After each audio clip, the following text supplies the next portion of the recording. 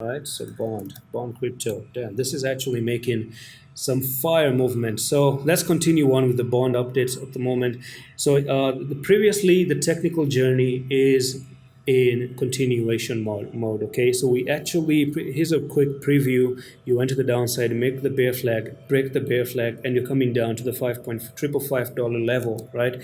So this at the moment, in my opinion, is a technical journey that has to be met. Okay, if you don't meet this journey, the only way to perhaps invalidate this journey to go downside, I think you must come back to $14, back test $14, and that there could be a chance of actually moving higher from this point as well, because you're going to be breaking the flag, and if you do break the flag, then that's amazing to continue higher. So there's nothing pretty much to talk about. I'm just going to leave it as a simple laid off update because nothing is required more than that. You're just looking for this technical target, simple put, because you've been overextended. The rally was to the upside for so many days, and you're just cooling off.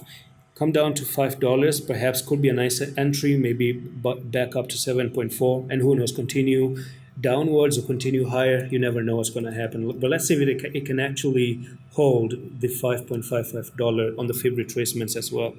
All right, so let's move on to the next one, which is going to be Q and T.